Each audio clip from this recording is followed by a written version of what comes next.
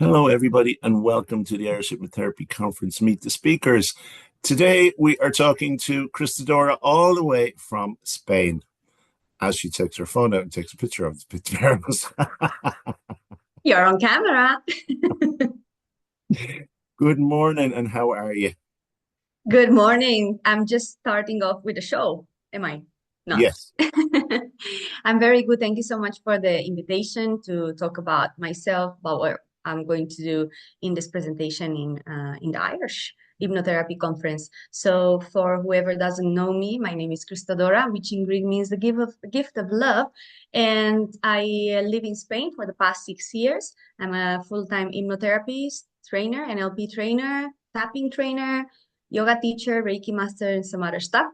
And I really have a passion for hypnosis. I have a passion for sharing this knowledge, which is so natural in us. And the reason why I wanted to do this presentation at the Irish Hypnotherapy Conference is because I'm a junior still. I travel a lot. However, I'm a little bit disruptive when it's about learning and sharing the learning. And that pedagogic part is just screaming out of me, the creative part, right? And what I've seen is that sometimes presentations become, with all the due respect, boring.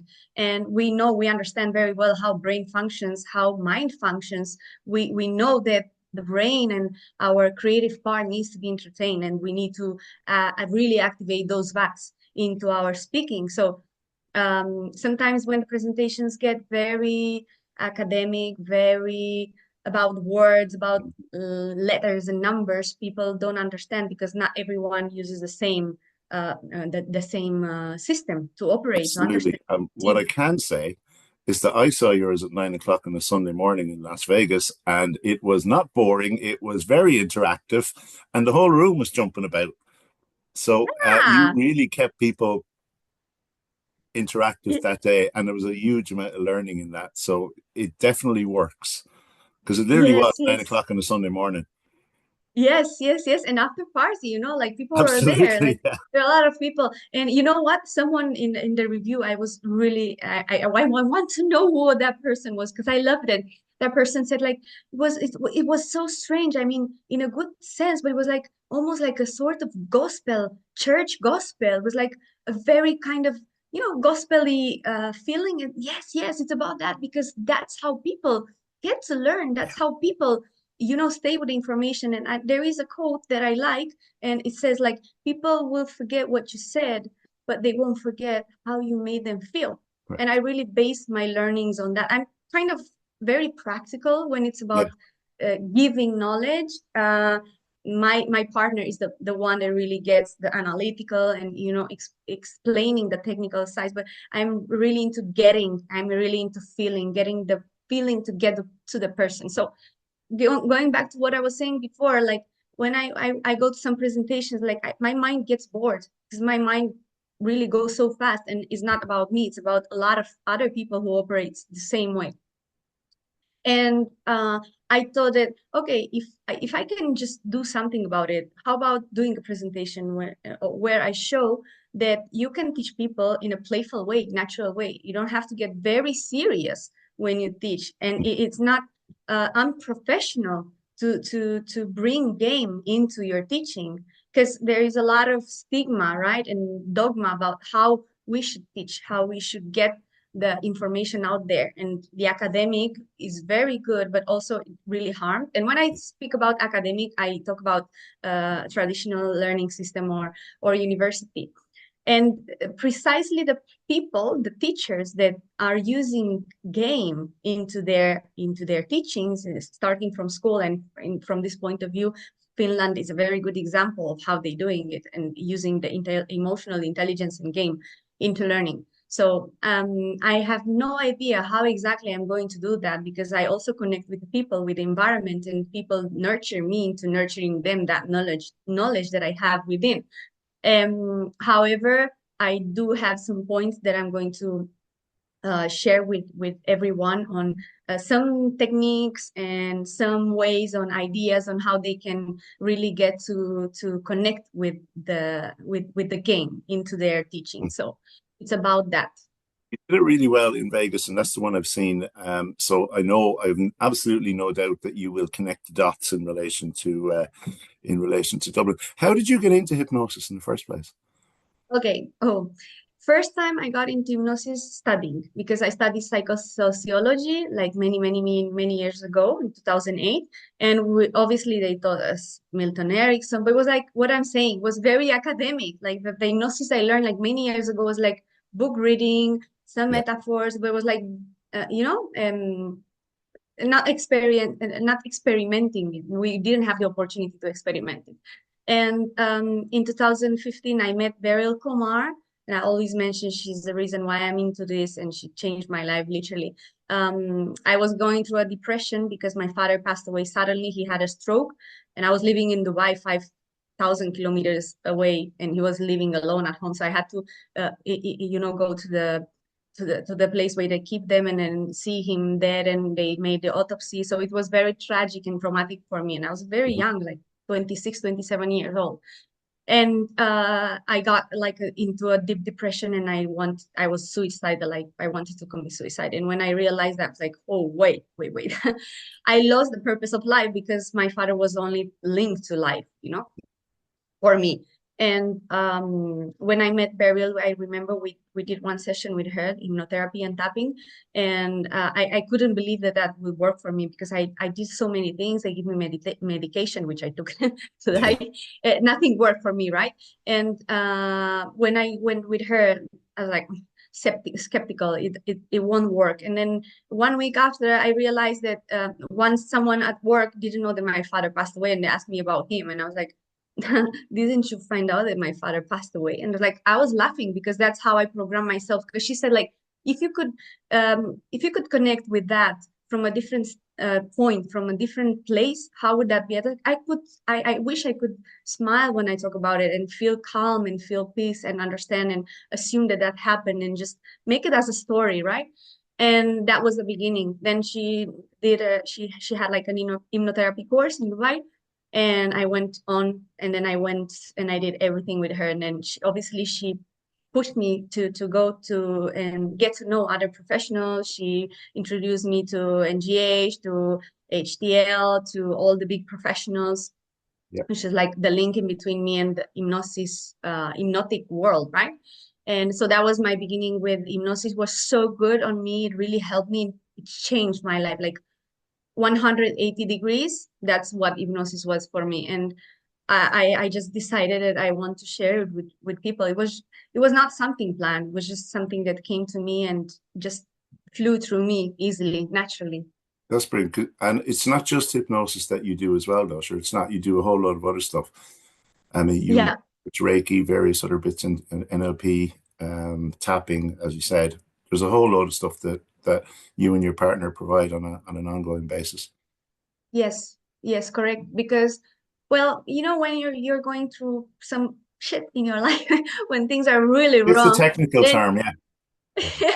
then you get desperate, you get solutions to your shit, your problems. And I was like, I'm going to try everything. Everything is in my hand to try out do it. And so I did a lot of stuff. I'm just talking about the stuff that I trained in because I got attracted, but I think I tried almost everything except like the chemical substances and stuff like that, like ayahuasca. But I realized that it's not about one method. It's not the method. It's the method ends. Like you can Yes, have, for example, we have hypnosis as a base, right? For me, hypnosis is the base, but I put in Reiki because Reiki is universal and correct. universal energy at the end. Like you need to be able to connect with the space, with the people. If you're Yeah. disconnected from the people, then your message is not going to get through. So I always, before I start my presentations or therapy sessions or courses, get into the space and prepare the space before ahead. And I give Reiki to that space. I imagine because we're a quantic field now. If I was Hmm. talking before we got live that I went to the Bruce Lipton course, and he was talking about that we are quantic. So that Correct. intention, that vibration gets into the field. So that's one of the tips that I'm supposed to teach as well Okay, at the good. presentation. But yeah, Well, like we want to you know charge more. that space. You charge that space, right? Yeah. And you get it ready. And now Gary Craig is now they're changed, right? Now they're a place of possibilities, and he's talking about tapping, and he says like you don't longer need to do tapping like people need to see it. You can tap in your head. Yeah. You can tap in yourself to do it. So I find that these techniques mixed in with the base, which is hypnosis for us, makes it so much better. And there are so many other techniques that our colleagues are teaching, and they are amazing. And every time we go to these conferences, we learn so much and we get nourished. So it's very valuable to keep, updating yourself, Absolutely, because learning. not every one system works for everybody. You need a variety of tools, and that's what you bring to it. So, in terms of your talk in Dublin, what will you be talking about? Do you want to tell I will, people? yeah, I will precisely talk about how to do impactful presentations. Like when you do hypnosis, you can make your hypnosis fun. You can make your hypnosis, like you can turn your hypnosis into a game and have people entertain and have people respect you either Mm, way. But engage through the VAX. Like VAX for me is sacred. Engage through the VAX. Make it visual. Make it auditive. Make it kinesthetic. Involve all the senses. Do demos, do a role play, like have people involved in the process. Like remember in Las Vegas, I did all that stuff. hmm The Yeah, sound, the feeling, absolutely. the what Everybody was was jumping about. yeah. So I'm going to teach how to do that, and the most important, the personal work, because depending on where we come from, it's not my case, but I've seen persons who are coming from a very rigid academic place, and they just feel insecure, and there is like a lot of inner battle of judgment, fear of how that would be perceived. So I think that first of all, it's a matter of talking to those human beings and saying, hey, it's okay. It's just a game. Like people learn through game. And then Absolutely. the techniques and strategies for them to bring these parts into different kind of presentations, because obviously you are going to do some hypnosis in an enterprise, a big corporation. You're not going to get yourself as a clown. No, it doesn't go that way. But you can adapt your script, right, Yeah. to the person, to the community, to the group that you're teaching. If you're going to teach, I don't know, in a very technological company, right, hmm corporation, you're going to adjust Yeah, you that have to adjust it scenario. to the audience that you're working with. Absolutely. So However, that doesn't mean that it's not entertaining. no, and I'm with you because I don't like listening, sitting and listening. I like to be engaged. I like to see the demonstrations. I like to be involved in. That's the way I learn. So that's why I encourage that amongst all the presenters as well. So who would this be useful for?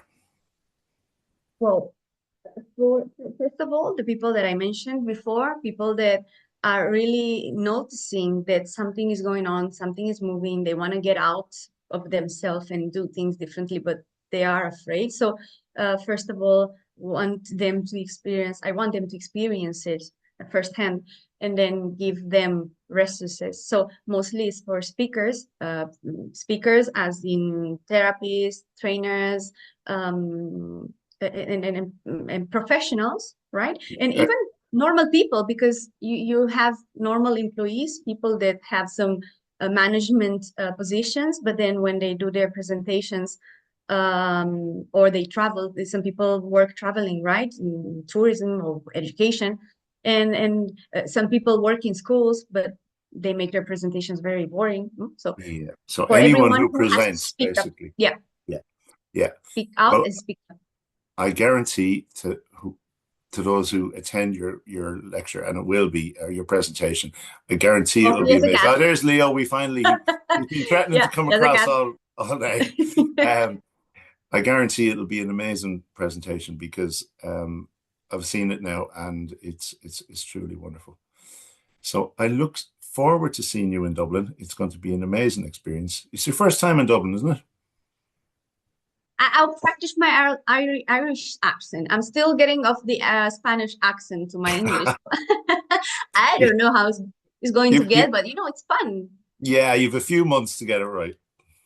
Yeah, Yeah. like I think it's a good point to close with that. I remember I saw one time a documentary, anyways, that when you're able to make fun of yourself, you take importance of that. It's like if I would Yes. be afraid of, oh, people will judge my English is rusty, or I'm making deadly grammar mistakes, or I don't know, expression mistakes. No, it's okay. I'm just giving a message. Perhaps And the that's the channel thing. can get That's distorted, but exactly it. Yeah. it's fun. And Commu- I think I remember in the presentation, I said something when I was in Las Vegas. I said something and then I just laughed through. well, I don't Anyway, actually not remember bad. that part. Because Obviously, you're most having of us fun. missed it. We were having fun, literally. And you're Yeah. right. I mean, the presentation is about communication. It's about the message getting out there, So, and it is how what people receive that message. So I guarantee it's going to be a wonderful presentation because I know your style, and it's going to be amazing. Cristodora, thank you so much. And I look forward to seeing you on the 5th and 6th of April in Dublin. Thank you so much for your for trusting me, and I'm really looking forward to share my passion and love of it that I have for hypnosis, and keep learning and growing together. It's about that, no? Absolutely. And to everyone else, thank you so much. This will be an amazing presentation. Cristodora is a wonderful presenter. She really is. You're going to absolutely love it. Look forward to seeing you in Dublin on the 5th and 6th of April. And all details are on www.irishhypnotherapyconference.ie. So wherever you are in the world, have an absolutely amazing day. Bye. See you. Bye.